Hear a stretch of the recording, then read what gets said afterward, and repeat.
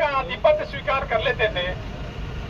उनके राज में अंग्रेजी फौज उस राजा के खर्चे पर तैयार होती थी, और जब भी अंग्रेजी शासन पर किसी तरह का कोई संकट आता था तो वो जो फौज तो दूसरों के खर्चों में पलती थी, वो फौज उस जगह जहां अंग्रेजों को संकट होता था वहां उनकी मदद के लिए आती थी। उस समय राव तुलाराम जैसे बहादुर योद्धा ने अंग्रेजों के खिलाफ लड़ाई लड़ने का साहस दिखाया था, तो उस अमर शहीद को सत सत प्रणाम, सत सत नमस्कार।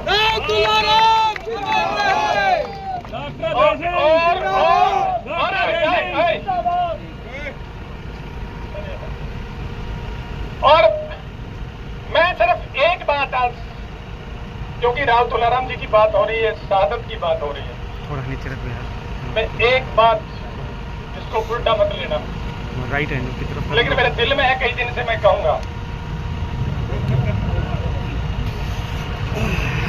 आप 1857 से आज तक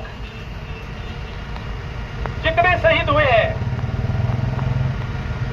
रानी झांसी, तात्या टोपे, नाना साहब, मंगल पांडे, राजा नाहर सिंह, जितने शहीद हुए हैं, उसके बाद में भी भगत सिंह, राजगुरु सुखदेव और चंद्रशेखर आजाद, खुदीराम बोस, उधम सिंह, असंख्य शहीद हुए हैं। लेकिन दोस्तों, किसी भी शहीद को, किसी शहीद परिवार ने कभी राजनीति का माध्यम नहीं बनाया।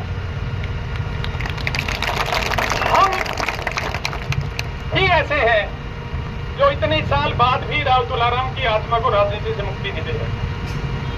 तो मेरा निवेदन है कि अब तो 20, 22, 25 साल के बाद में तो बेटा भी बाप को कह देता है कि भाई मैं अब ठीक अपना रोजी रोटी खुद कमा लूंगा, अपनी खुद कर लूंगा। हम 50 साल बाद में भी राव तुलाराम के कंधे से उतर के राजनीति करने की हिम्मत नहीं कर रहे। तो हमें इस बात पर सोचना चाहिए कि राजनीति को अलग कीजिए, राव तुलाराम की शहादत को सारी दुनिया की शहादत, सारे देश की शहादत रहने दीजिए। मुझे तकलीफ जब हुई, जब पिछले 2-3 साल से राव तुलाराम के नाम को विवादों में घसीटा गया, कभी नारनौल में उनके नाम के पर विवाद हो रहा है, कभी दादरी में हो रहा है, कभी हंसी में हो रहा है, तो उस शहीद को मुक्त कर दें हम। मैं तो सभी से, अहिरवाल की सारे क्षेत्र से अपील करता हूं कि इस बात पे विचार कीजिए कि राव तुलाराम के नाम पर आगे राजनीति ना हो। धन्यवाद, जय हिंद।